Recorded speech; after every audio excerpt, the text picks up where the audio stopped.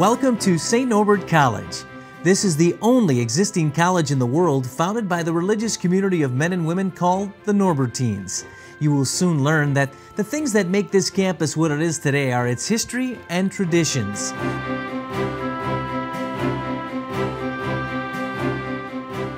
Its history actually goes back nearly 900 years to a man named Norbert. Just as Norbert's story is about a man finding his path and making a difference, your story is also about finding your path and aligning it with your values and convictions. At St. Norbert College, creating an environment where community members can find their way is what we are all about. To understand what makes St. Norbert College such a special place, we need to learn a little bit more about a man named Norbert and how his life and the order he founded led to the creation of this unique place we call St. Norbert College. Norbert was born around 1080 in Xanten, Germany, and as the second son of a noble family, he was destined for the church. He received the best education the canons of Xanten could offer, but at the time he was more interested in living a worldly life.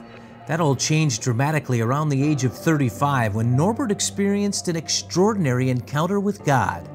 According to historical accounts, Norbert was thrown from his horse during a thunderstorm while traveling from his home of Xanten to the nearby town of Freyden. This experience at the roadside changed Norbert. It got him thinking about his home of Xanten and what was happening within the church at that time. He spent the next year in prayer under the leadership of a spiritual director and was finally ordained as a priest by the Archbishop of Cologne. He began his ministry by roaming the cities and countryside of Western Germany, Belgium, and France. As he did, he found violence and hatred everywhere. In this turbulent environment, Norbert's ministry became evident, and soon he was known as a peacemaker and a powerful preacher of the gospel. Norbert's spiritual tenacity eventually caught the eye of Bishop Bartholomew of Laon, France, who asked him to start a religious community in his diocese. In the year 1120, Norbert and a few followers settled in the valley of Prémontré, France, rebuilding the ruined chapel of John the Baptist. On Christmas Day 1121, after a year of prayer and reflection, Norbert and 20 followers professed religious vows as canons regular of Prémontré.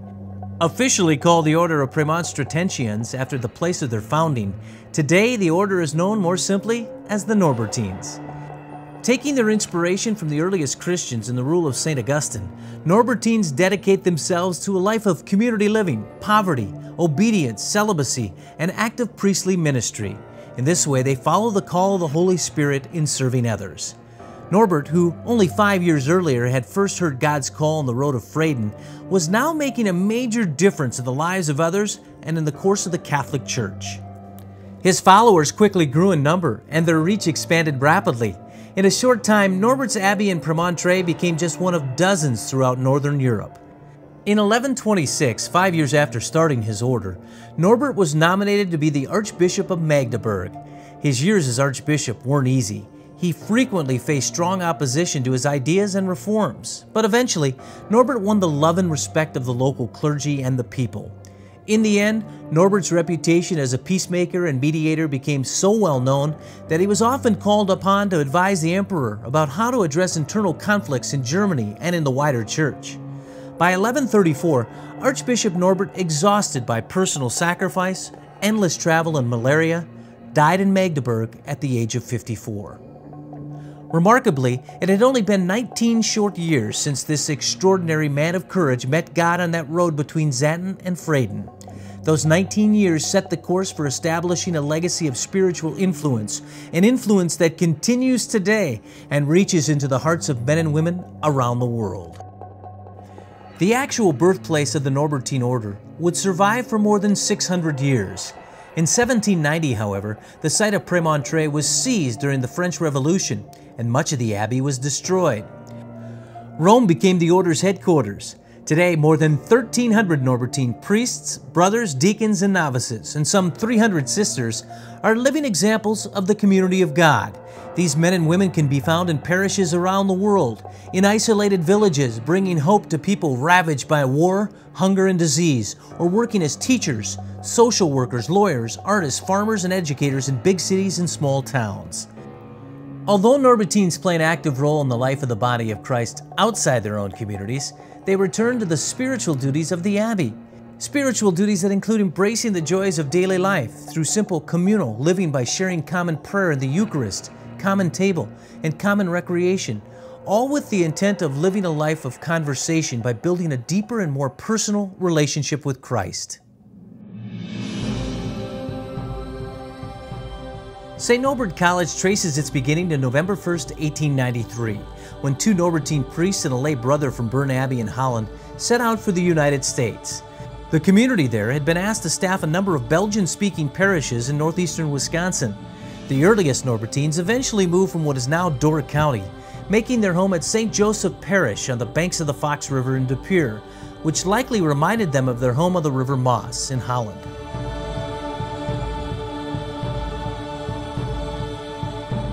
Among the Norbertine charisms of traditions is a commitment to serve the local community, so it was no surprise when they responded to the need for education in the area by starting a school.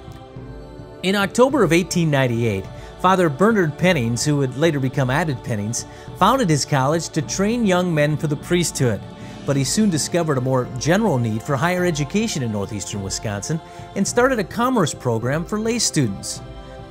After World War II, enrollments increased dramatically, and in 1952, St. Norbert College became one of the very first Catholic colleges to become coeducational. By the time Abbot Pennings died in 1955, the college was well on its way to becoming the kind of example in higher learning and world service that he and his fellow Norbertines had envisioned. Today, St. Norbert College is recognized nationally for its academic success, high-quality faculty, small faculty-to-student ratio, outstanding co-curricular educational opportunities, and its commitment to community outreach and global service. It is a residential college that has given generations of students the opportunity to learn how to navigate their personal journey, a place where many have found not only direction, but their life's vocation. One of St. Norbert College's most distinct attributes, however, is a dedication to the mission as a Catholic, Norbertine, and liberal arts institution of higher learning, with an emphasis on Communio. Communio, by definition, calls us to deeply connected relationships characterized by faith, mutual esteem, trust, and responsibility. Today, Communio challenges the college community to build an academic family characterized by these virtues, while at the same time responding to the needs of our local and global communities.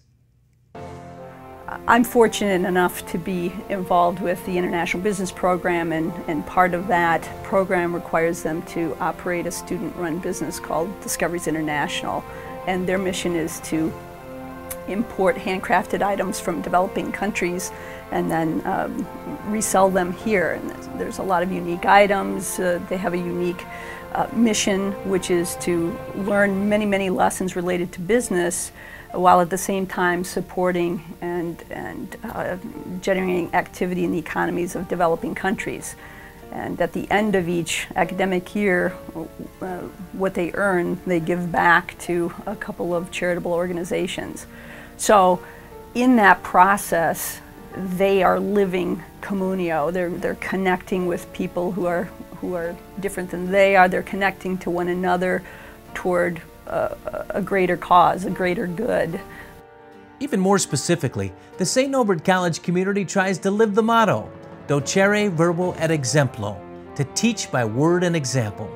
Every relationship and interaction is an opportunity to build one another up, recognizing the sacred dignity of all persons and responding to that dignity with compassion and respect. The educational experience at St. Norbert College is also founded on the Catholic intellectual tradition. St. Norbert faculty members draw on the vast resources of the Catholic and liberal arts traditions as they constantly raise important issues for students. Whether it's a discussion of ethics in a business course, the idea of the sacred in an art class, or the ways in which economic policy uplifts the poor, the educational opportunities at St. Norbert College spring from its foundation and its mission as a Catholic, Norbertine, and liberal arts institution of higher learning. Embracing the Catholic intellectual tradition means recognizing the desire to find the truth through a conversation between faith and reason. I think that most of the students in our classes do come from relatively strong faith traditions and backgrounds. And I think it is important for them to understand that there is room within the faith tradition to explore the integration between science and religion, between faith and reason, and that they're not mutually exclusive things, that you can have very strong faith, and you need to understand the intellectual basis for how that, how you interpret your faith and what it really means and the depth of it. When students become engaged with the co-curricular aspects of the college as well, a developmental and holistic educational experience begins to take shape. At St. Norbert College, co-curricular experiences also use our traditions as a foundation. For example, many students are involved in the alternative break service opportunities, where they're often found working on the front lines of social issues. They might have the chance to work with AIDS patients in New York City, teach in the inner-city schools of Chicago and Jackson, Mississippi, serve the homeless in Philadelphia and Albuquerque, or reach out in profound and exciting ways across the nation and around the world. Communio is a huge thing at St. Norbert College, and so we really pride ourselves in being connected to other people with mutual esteem and recognizing the humanity in others.